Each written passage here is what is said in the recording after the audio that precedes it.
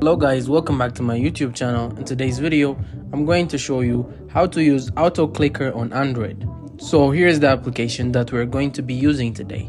I'm just going to go ahead and open this one, and we're going to go ahead and choose between the two options. Here we have single target mode and multi-target modes. In my case, I'm just going to choose a single target mode, for example. Then we're going to hit the settings, and we're going to go ahead and make some adjustments here.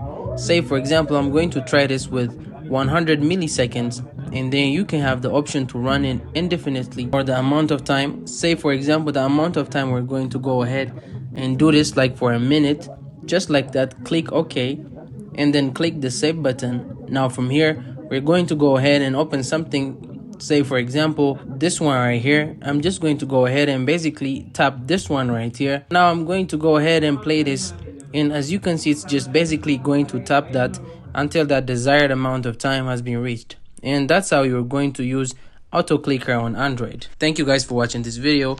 Don't forget to like and subscribe to my YouTube channel.